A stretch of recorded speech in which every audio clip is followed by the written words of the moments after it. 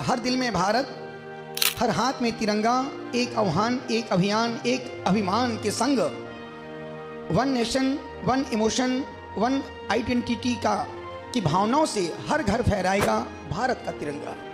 अटक से कटक तक, कश्मीर से कन्याकुमारी तक, पूरे देश में आज़ादी के अमृत महोत्सव की पूरे देश में जो एक लहर चली, और वाकई में इस अमृत महोत्सव की जो लहर चली, पूरा श्रेय one man show Modi ji के हाथ में जाता है।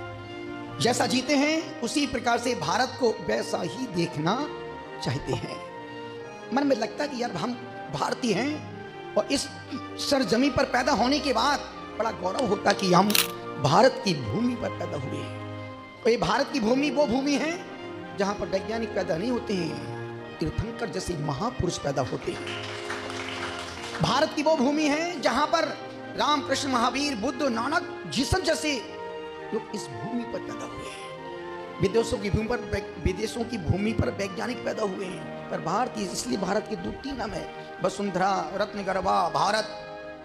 वसुंधरा पवित्र नाम है, सुनने में लगता कि यार कुछ अलग ही फीलिंग आती है। इंडिया का हो और भारत का हो, अलग ही फीलिंग आती है। रत्नगर्भा, जिस भूमि ने एक एक तीर्थंकर को जन्म दिया हो, और अपन जिस भूमि पर बैठे हैं, ये भारतवासियों ने खून देकर भारत को आजाद कराया है। महात्मा गांधी, पंडित जवाहरलाल नेहरू, सरदार पटेल आदि स्वतंत्रता के सेनानियों की कहानी है। ये त्याग और बलिदान की कहानी है। एक समय था जब देश परतंत्र था, हम आप गुलामी की बेड़ियों में जकड़े हुए थे। ऐसी स्थिति में देश के भक्त, सच्चे सपूत आगे आए और उन्होंने आजादी का बिगुल बजाया। आजादी की क्रांति का बीज बोने वाले सबसे पहले मंगल पांडे आगे आए और उन्होंने क्रांति का शंखनाद किया। फिर क्या था, गांधी जैसे बड़े बड़े नेता आजादी के आंदोलन में तन मन धन से समर्पित हो गए। 1857 के उस क्रांति बीज से देश को आजाद कराने में 90 वर्ष लग गए। वह इतिहास है। अगर किसी अंधे माँ बाप के हृदय में तीर्थ यात्रा की भावना जाग उठे तो बेटा उन्हें कावड़ में बिठाकर हिंदुस्तान की पूरी यात्रा करवा देता है। भारत के पास वह गौरव है, अगर पिता ने किसी को वचन दे दिया तो पिता के वचन की पालना के लिए पुत्र स्वयं वनवास स्वीकार कर लेता है। भारत में भोग नहीं, भगवान है। लंदन में 5,500 सिनेमा घर हैं, तो भारत की वसुंधरा पर 25,000 मंदिर बने हुए हैं। वहां पाप है, यहां पर गली, आप कभी कटक जाओ, गली गली में 20-20 मंदिर।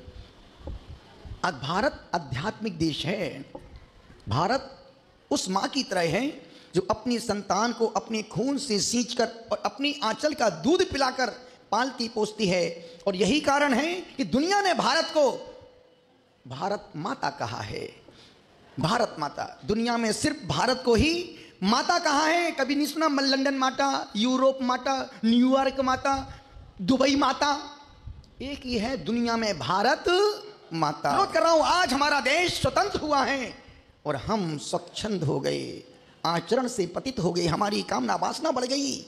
हमारी कितनी साफ सुथरी पावन संस्कृति है, इसमें राम की मर्यादा है तो कृष्ण का तत्वोपदेश है, बुद्ध की करुणा है, मोहम्मद की समता है, करुण का दान है, जनक की अनासक्ति है, लक्ष्मण का भातृ प्रेम है, विभीषण का समर्पण है, हनुमान की भक्ति है, सबरी का अतिथि सेवा सत्कार है, महावीर की परम अहिंसा का समावेश इस भारतीय संस्कृति के कण कण में बसा हुआ है। यह संस्कृति रावण की तरह विकारों की गुलाम नहीं, कंस की तरह क्रूर नहीं, नादिर शाह की तरह निर्दयी नहीं, दुर्योधन की तरह अभिमानी नहीं और जयचंद्र की तरह देश द्रोही संस्कृति नहीं है। यह जीवन दान देने वालों की संस्कृति है, प्रेम का अमृत पिलाने वालों की संस्कृति है।